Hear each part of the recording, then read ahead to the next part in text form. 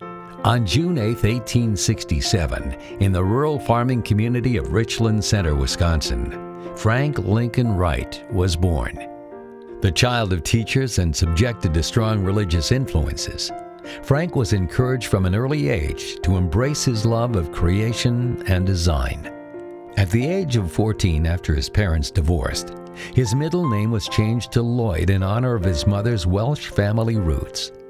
So came to be Frank Lloyd Wright. Today, a name synonymous with innovative design and inspired architecture. The year was 1886, and young Wright enrolled at the University of Wisconsin-Madison. However, after only 2 semesters, he left school and moved to Chicago. There, he landed his first job as a draftsman. This is where his transformative journey through the world of architecture would begin. His career continually evolving and his influence steadily growing, by the early 1900s, Wright was credited with being the father of the prairie home style of architecture. The prairie style embraced building homes to complement the natural prairie settings surrounding Chicago, the predominant area Wright designed for at that time. By the mid-1930s, Wright had evolved his style into what he referred to as Usonian design, short for United States of North America. Usonian-influenced homes are generally characterized by several common traits, including the innovative use of materials, an absence of basements and attics, flat roofs, small kitchens, baths, and bedrooms, large common areas, and 2 continuing themes found throughout Wright's career: a fireplace as the central focus of the home's interior, and an exterior which complements and integrates with the home's natural surroundings. The year is now 1950, and although well into his 80s, Frank Lloyd Wright is at the peak of his profession. In a career that has included designing over 1,000 projects and the realization of nearly 500 of them, demand for his services have never been higher. It is at this time a young couple from West Lafayette, Indiana, requests he design their new home. A long shot for sure, but after several calls, telegrams, and meetings, the great architect relents, and so begins work on what will become the architectural treasure known as Samara.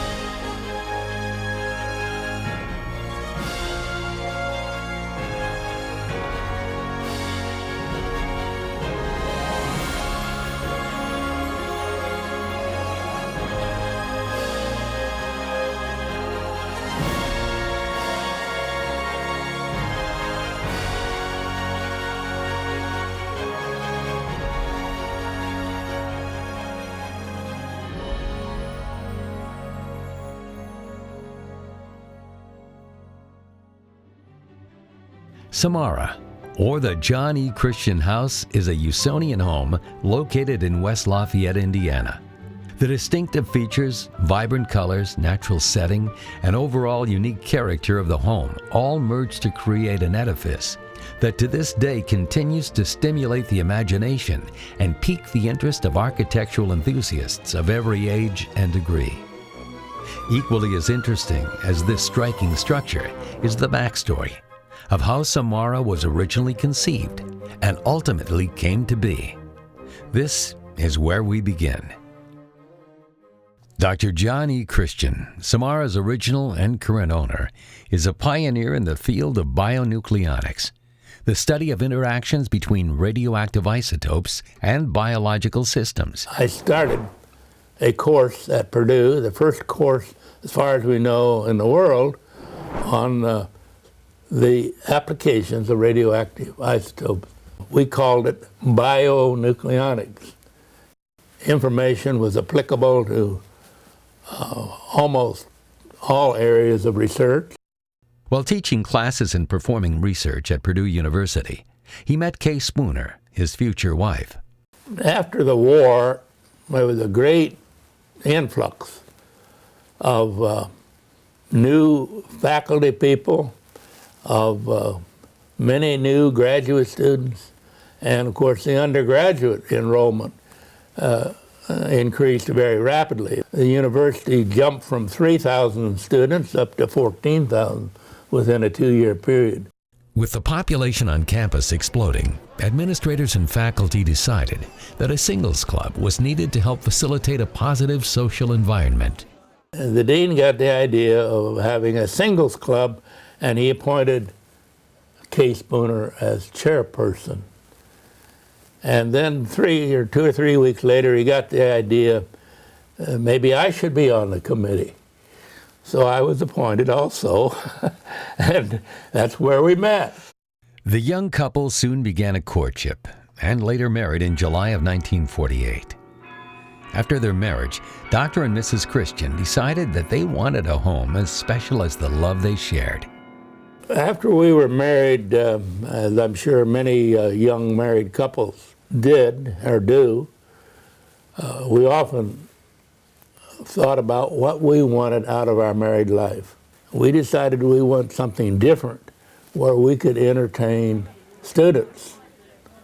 And because I had a lot of students and she was in contact with them all the time in the social function. About that time, later in '48, we began looking for an architect.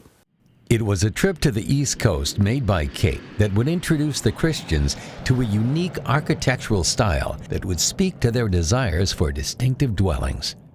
She went on a tour that went to Pleasantville, New York, where there was a community called Usonia. And it was called Usonia because Frank Lloyd Wright had designed 3 homes there.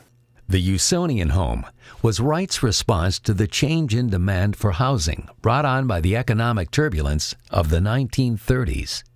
Well, in 1936, Frank Lloyd Wright was challenged by a newspaper reporter in Madison, Wisconsin, to design a home for him for $5,000. He, of course, saw that the landscape of the country was changing in the middle of the Big Depression, so he realized that those big commissions weren't going to be coming in anymore. So he took up the challenge and he designed the home. He did several things in order to make these more affordable. First of all, they're a lot smaller. Also, he eliminated the garage and invented something called the carport. The carport was one of the signature architectural advancements found in a Wright Usonian home. Other advancements and distinctive characteristics include concrete floors. He used a stained concrete floor instead of a wood floor. Tight spaces, low ceilings in many areas. Elements, he still used things like clear stories and casement windows to get light in where he wanted them. But the homes themselves were small. I think Samara is like 2,200 square feet. But because he opened up the spaces within the house and made connected spaces instead of small rooms, the spaces look much larger than what they really are. After some consideration, the choice of who should design their new home became clear. The young newly married couple from West Lafayette would seek the services of America's premier architect, Frank Lloyd Wright. How do we, as a young couple, just married, with limited resources, which you understand means we didn't have any money, wanting to hire this world-famous architect to be our architect? Well, we were frustrated, and one day, just out of pure frustration, I picked up the phone and called his office in Spring Green, Wisconsin, which was his summer home. And fortunately, Frank Lloyd Wright answered the phone. And so 6 months later, Kay and I went up to Taliesin and met in his living room and had a discussion. I simply blurted out, "Mr. Wright, will you design a home for us?" And keep in mind now, this is 1950 and he's already 83 years old. And it's the busiest time of his career. And characteristically, he looked around the room and cleared his throat like he was going to say no. He was too busy. But instead, he turned to my wife and he said, "Of course, Mrs. Christian, I will design your home." Then he said, "How much money you got?" Well, that's the last thing we wanted to talk about because we had limited resources. He knew that, I think. But anyway, my wife recovered more quickly than I did, And she said, well, Mr. Wright, with laughing and with a gleam in her eye, she said, well, we don't have any money. We all laughed, like it was a joke. It wasn't a joke. But he knew that, and irrespective, he agreed to design our home. With Wright's services secured, the Christians would soon learn the name of their future home. He said, I see you like evergreens. And he said, well, do you know the word Samara? My wife and I were kind of embarrassed because we didn't know. He said, well, maybe you better look it up. Like he wasn't going to tell us. Maybe you better look it up because that's going to be the name of your new home. That's the first time we heard the word Samara. And what it means is winged seed. And what Wright knew that a lot of people don't know is that inside evergreen trees, which the Christians loved and had on the lot here, there are little pine seeds that look like the larger maple seeds. They're little helicopter seeds. So he then took that idea of the wings in motion and he made that the motif of the house. Once he got a theme on a house like that, then he would use that theme over and over again.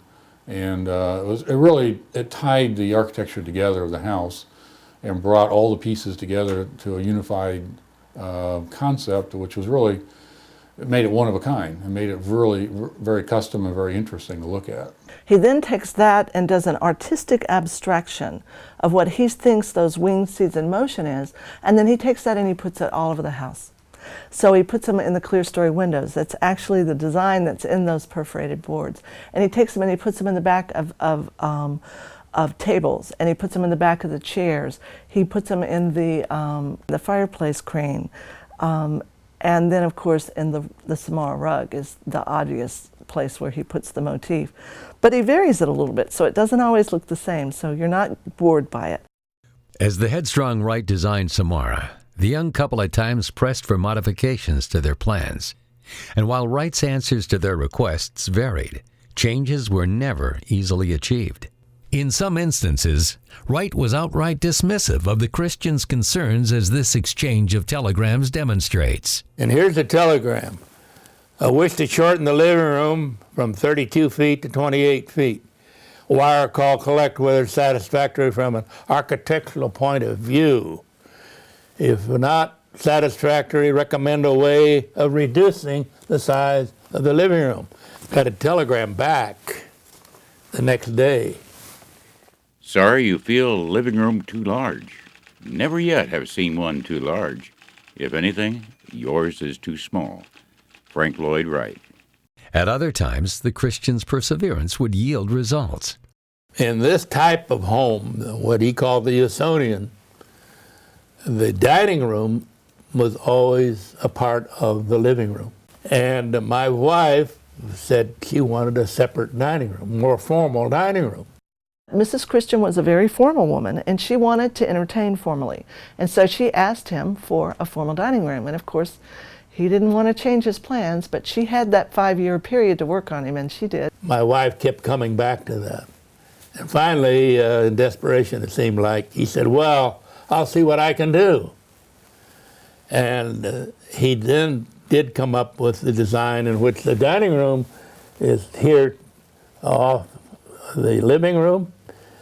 It's separated by 2 steps and a lower ceiling, and it looks like a separate room, but it's still a part of this room. And he was happy and she was happy. And yet on other occasions, the couple received much welcomed help with negotiations. When the Christians were working with Mr. Wright, they got to meet with him 2 and 3 times a year to talk about the design of the home.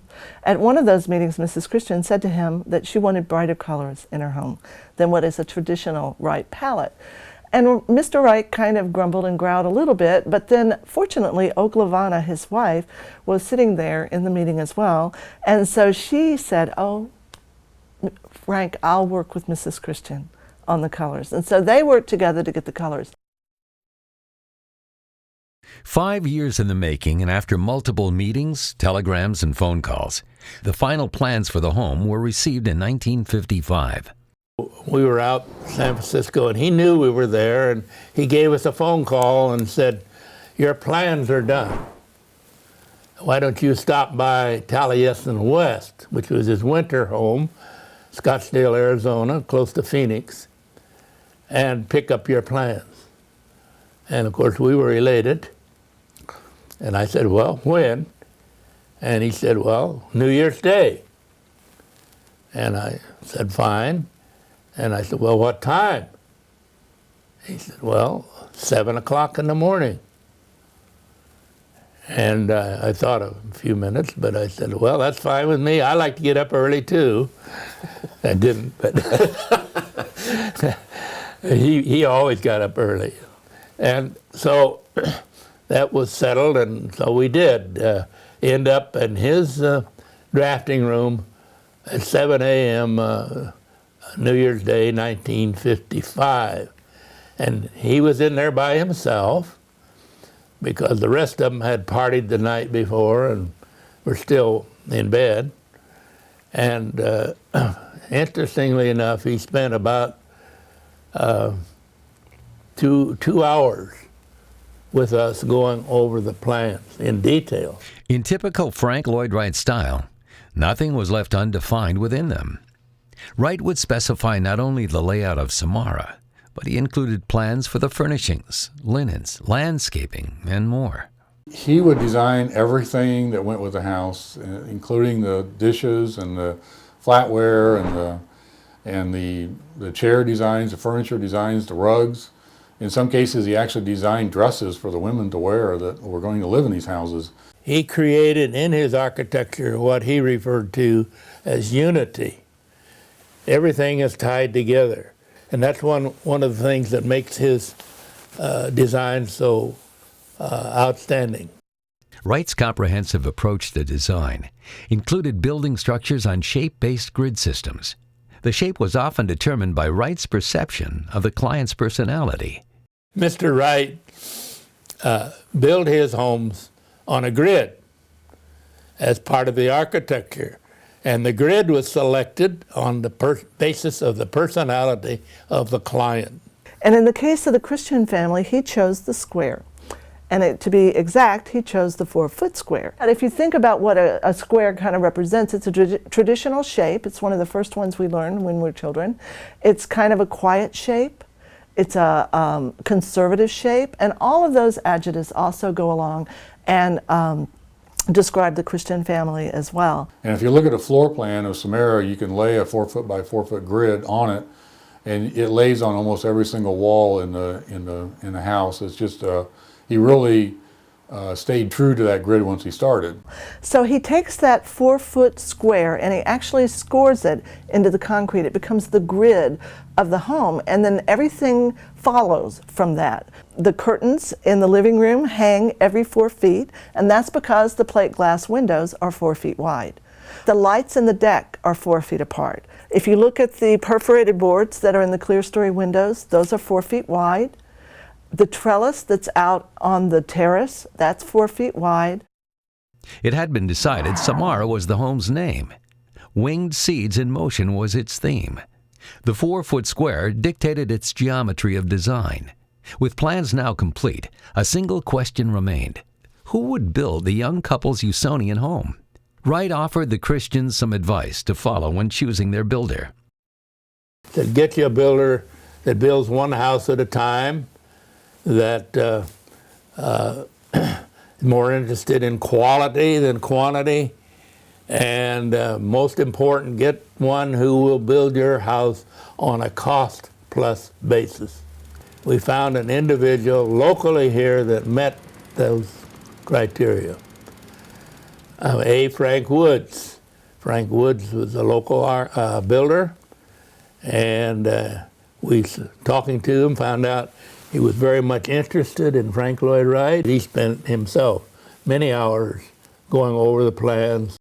Woods would be assisted on the build by an apprentice from Wright's own studios.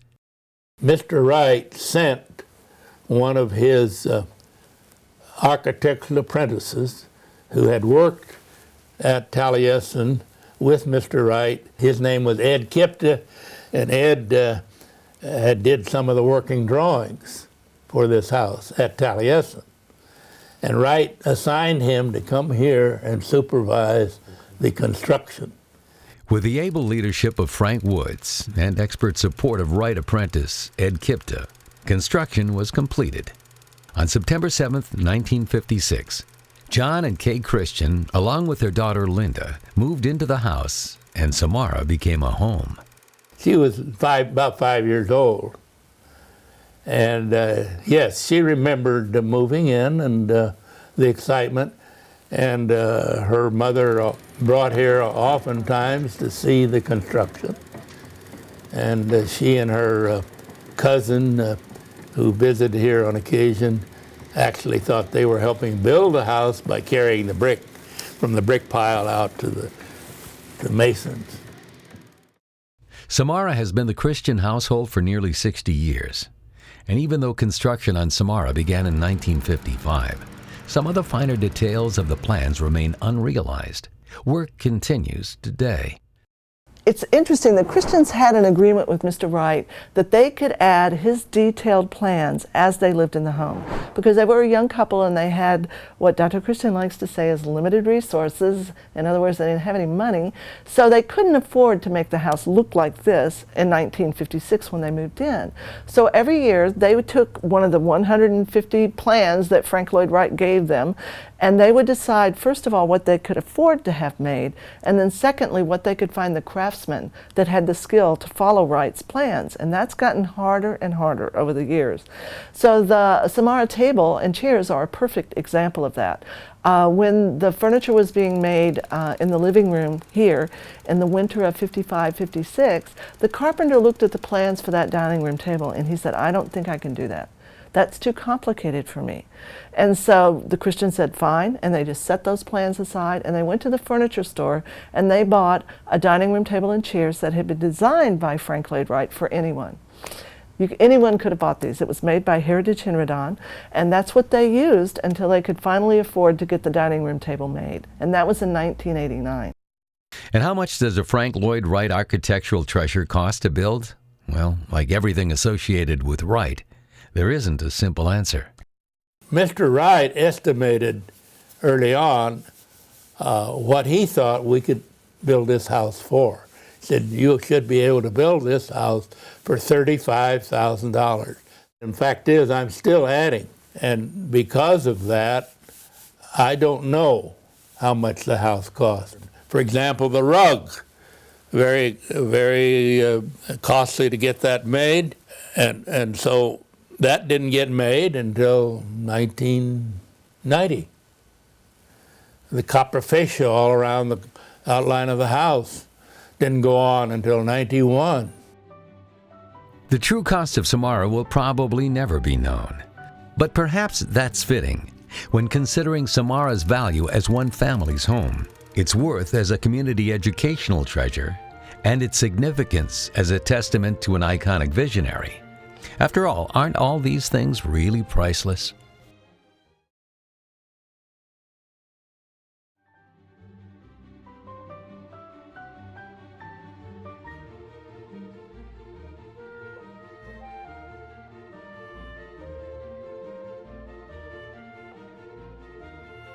When arriving at Samara, several features typical of a Frank Lloyd Wright Usonian home are readily apparent when viewing the exterior.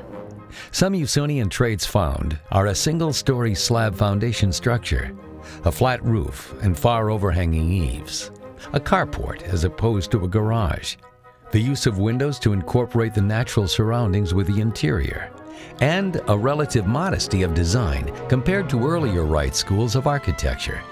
But perhaps the most obvious Wright design characteristics visible are the home's integration with its natural surroundings through the use of strong horizontal lines and the innovative use of building materials in the design. Well, he certainly set standards that were well beyond the architects of that period of time. Not to say that there weren't architects that did some projects with strong horizontal lines, but he really pushed the limit. And he would push building materials as far as he could to get those strong horizontal lines and get cantilevers that other architects weren't doing at the time. And it helped to kind of form a base for his buildings that married nicely to the ground.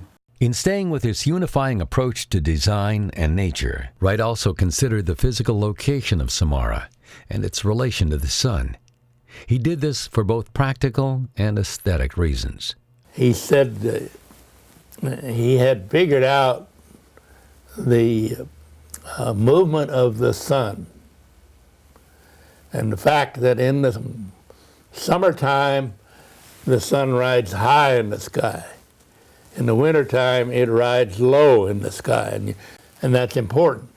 And he sited his homes by carefully positioning the site from the living room to get the maximum benefit of the sun. Excludes the sun in the summer and have it flooded into the living room in the winter. You get the clear story windows, the light comes through those, projects the shadow all across the room, and those shadows continually are moving. As the sun moves, the shadow moves, and in different geometrical shapes. It's fascinating. And while other architects of the era might have considered the Samara building lot's topography less than desirable, Wright embraced its natural features. The Purdue Foundation, which owned the land, divvied these up and made them into 1-acre lots. So there were 7 1-acre lots here. This one was the least desirable. It has a 14-foot drop from Northwestern Avenue down to the valley below. And most architects looked at that and said, oh, you can't build on that lot. So at the time, there were architects that would go in and bulldoze the site off and start with a flat site. And he didn't think that was the right thing to do. And I think that history has shown him to be correct. He took the house and he put it not on the top of the hill, but on what he called the brow of the hill, so that the house is actually lower than the street level. So most of the street noise just goes right over the top of the house. So it's really very quiet. Samara fits into the landscape beautifully. And of course, Frank did the landscaping design for that project. You know, it's a suburban setting, so there are other houses around it, but you really don't notice the other houses around. He was a master at framing views in and out of the house. The landscaping was a critical element in Wright's all-encompassing natural approach to Samara, and through Dr. Christian's dedication, is now a favorite feature of many who tour the home today. Wright did the landscape architecture details, in which he identified and placed some 80 to 90 species of plants. And we followed that. I did most of the landscaping myself over the years. And by the way, it's amazing how much you can do 2 or 3 hours every weekend for 50 years. So we followed through and on his landscaping, and which is now pretty well complete, and have set up a Frank Lloyd Wright Samara Arboretum. Since Wright did the landscape design, Dr. Christian thought it would be a good idea if we actually did a tour and labeled some of those plants that he had chosen for this particular site. And so we were very fortunate. We found a wonderful horticulture student from Purdue University that was willing to take on that task. And she took Wright's original landscape drawing that he had done and the plant list that he had given to Dr. Christian, and she identified as many of those plants as she could. So now we have a wonderful brochure that has a beautiful color map of the Arboretum and all the plants labeled. In addition to the beautiful landscaping, use of a carport instead of a garage, and incorporating a flat roof into the design are 2 more features that identify Samara as a Wright house. At Samara, I really like the way he's anchored the carport on the outside edge with the storage area that's there. It's a small building. I think he did an expert job of working with a flat roof by using the coping system and the fascia that he has on that particular project. Samara is a copper fascia, and it's just beautifully sculpted. Again, has the wing seed concept built into the fascia.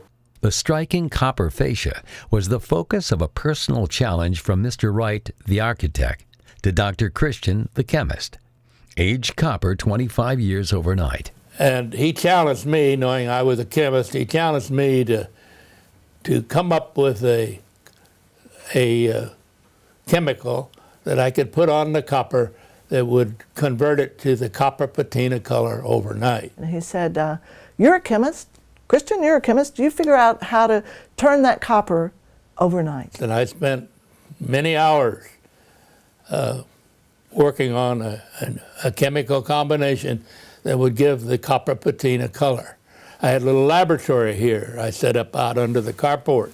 One day in August, he went out and he sprayed this formula, this liquid, onto the copper fascia, and then the next day when he went out, it was the beautiful color that we see today.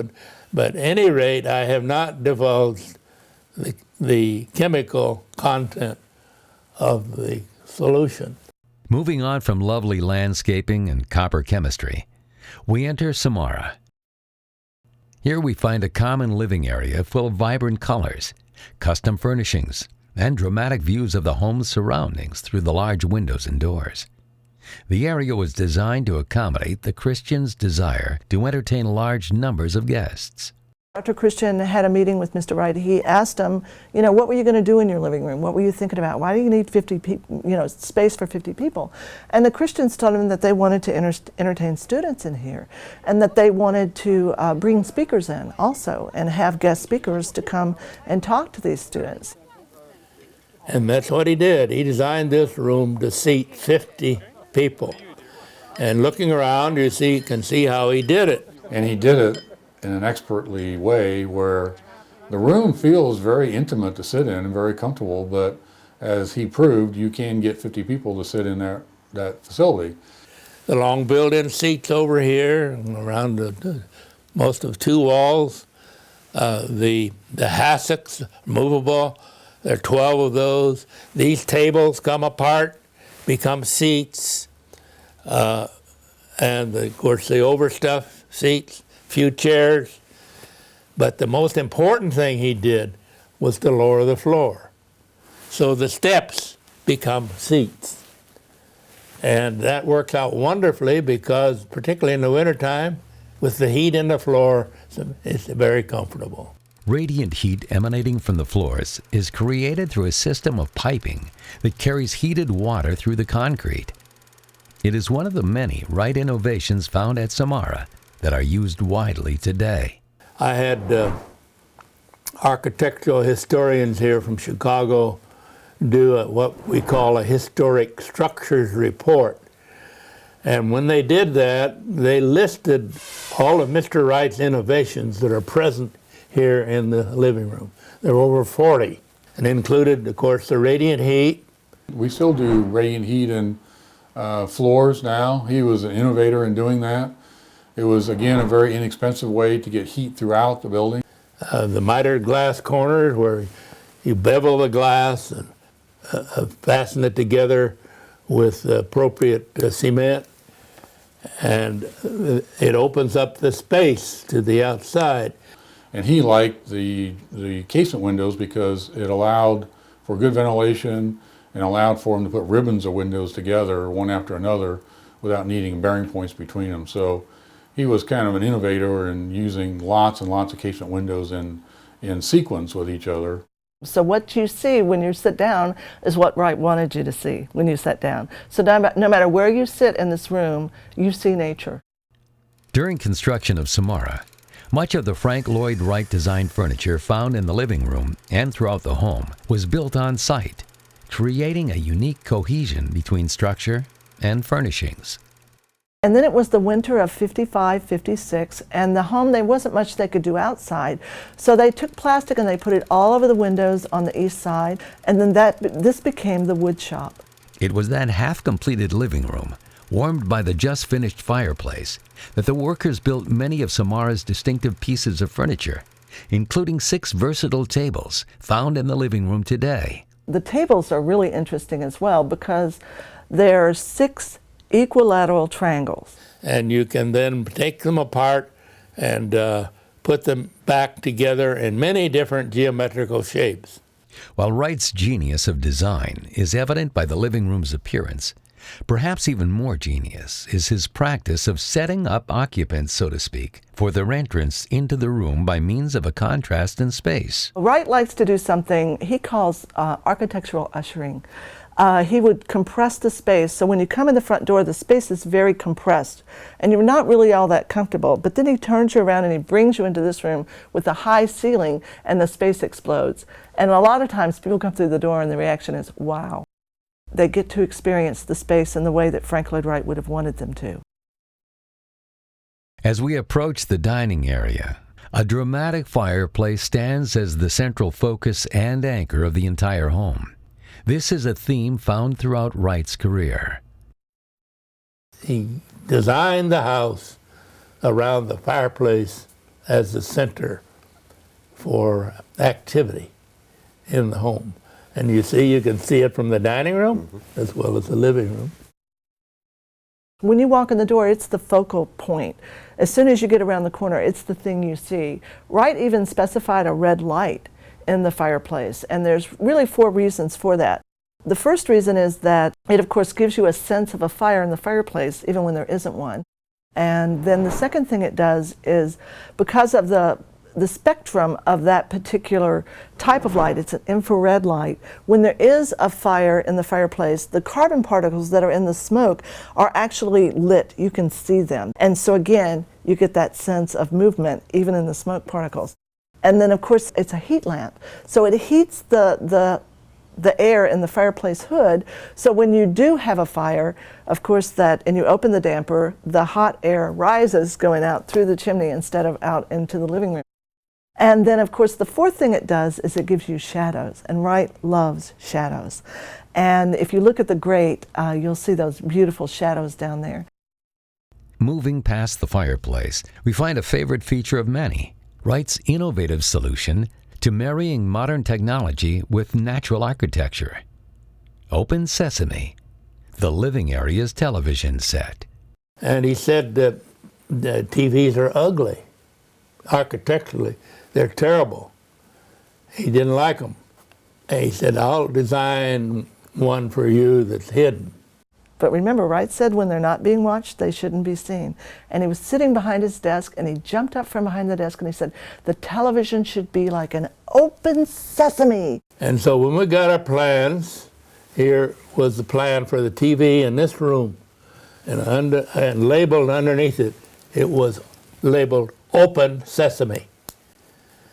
And you may or may not be familiar with that, but in the Aladdin stories, the 40 thieves had a cave with a rock in it, and they'd say, open sesame, and the rock would roll away. Moving past the fireplace and open sesame is the dining room, modest in size, but furnished with a one-of-a-kind, Wright-designed dining set. It was a typical Frank Lloyd Wright dining area. It's meant to dine, and that's it. The table fits in. The chairs are beautiful. The tables, of course, match the module that the home is built on, which is a 4-foot square. They're not 4 feet square, but they're 4 feet wide. There's an actual extension that's in the kitchen that we call the kitchen cart that is used as when you have more than 8 people, you can have 10 people at the table. And if you move that kitchen cart, it's on wheels, so you can just wheel it around into the dining room, and it becomes an extension, an extra leaf for the dining room table. Quite an interesting design. From the dining area, we move into the kitchen area, small in size but ergonomic in design. We also find an example of the piano hinges that he used extensively throughout the home. He didn't put doors on the kitchen. He liked the space. He didn't want to confine the space. He opens up the rooms. So instead of having a door like you would in a normal home, you have walls made with Philippine mahogany and piano hinges so that they fold back against the wall. Kitchen is very tight. Most would cringe at living in a kitchen like that. But again, think about where we were at in those days. We didn't have things like double ovens and microwaves and dishwashers and things like that we have nowadays. But again, it functioned nicely. He didn't believe in wasting space, as he considered the kitchen a waste, because it could be, when it's small, it could be configured in such a way that it would be easily used. So cooking in the kitchen was, I'm sure, a challenge, but we do still have the original 1948 stove in here that does still work. We do have the original dishwasher from 1956 that still works. And we have the original freezer from 1948. Wright's minimalist approach to space found in the kitchen carries through to the utility room, hallway, and the bedrooms and baths. Areas that were not to be used for normal occupancy, he really downsized. Spaces like laundry rooms and kitchens and hallways. Well, the utility room, since there's no basement here, you have to have a place to put those utilities. So back behind the folding door there is the washer and the dryer, the furnace for the radiant heat that's in the floor, and the hot water heater. And it's a wonderful space for storage. Leaving the utility room, we enter the Christian's personal area. As you go down the hallway, what's called the gallery, you get into the private space, and it absolutely takes on a different feeling completely. And you sense that you're in the personal space of this family. You have this sense. You go down the hallway, it's very, very narrow. You don't waste a lot of space. You know, how much time do you spend in the hallway? The first door on the left is the master bathroom. The first door on the right is the master bedroom. Master bedroom, it's a beautiful room, again, very small. Room for a bed. It's got beautiful clear stories above it and lets some light in, and it opens out onto a terrace. Kind of a private space with landscaping around it, but a place that you can flow outside when you're in the bedroom area, either visually or physically.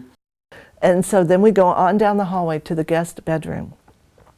And the guest bedroom is an incredible, beautiful space. It has the Philippine mahogany, board and batten in part of the room, but then he brings the brick in.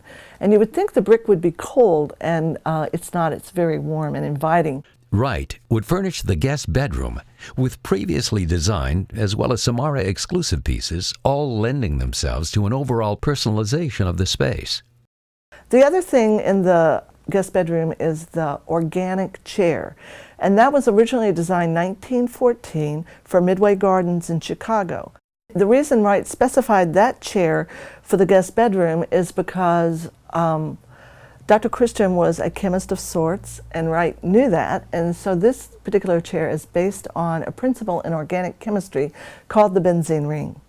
And Wright thought that was pretty cool, and so he specified one for the guest bedroom desk, as well as the desk in the master bedroom. Assigning multiple purposes to furniture was a common practice for Wright when designing Usonian homes. The desk found here is a perfect example of this tendency.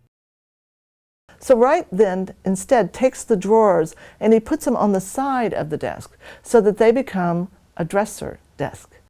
The guest bath is conveniently located off the bedroom, and although small, as in other rooms found in Samara, the home's characteristics carry through. I tell people, I say, we all can't go in at once. You have to go in one at a time. But you have to be sure to look up, because if you look up over the shower, you'll see a window there. And that window actually brings the light in from the clear story windows in the master bedroom. Wright always tries to bring light in any way he can. And it is a very small bathroom.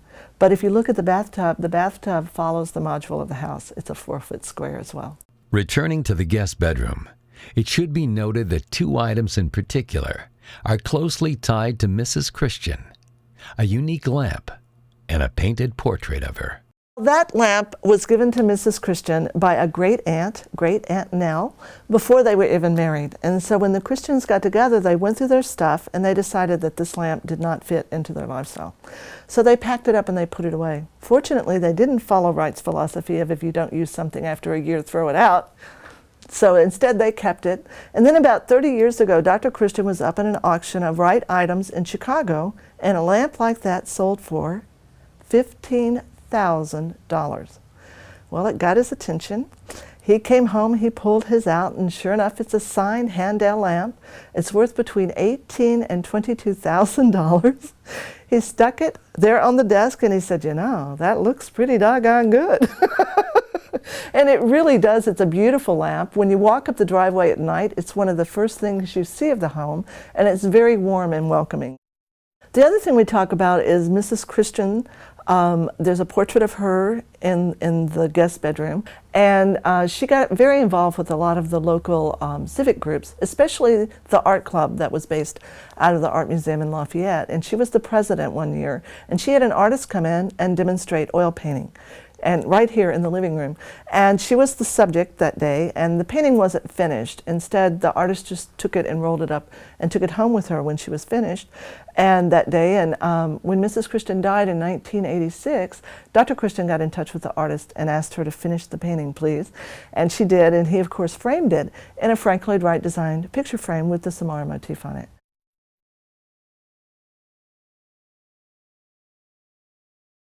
This is Samara, a structure that not only exemplifies the Usonian School of Architecture, but a home that stands as a testament to what is possible when a devoted couple's shared dream and a visionary's unparalleled talents come together. Around every corner, through every door, and within every room, visitors will find bits of genius, complemented by concepts based on a family's love. Thanks to Dr. and Mrs. Christian's generosity, Samara will be a place of learning and a source of creative inspiration for generations to come. I think all of Frank Lloyd Wright's houses and commercial buildings are important to preserve because of their unique design. He was so far ahead of the curve when it comes to design, and I think it's taken all these years for us to really appreciate his great designs.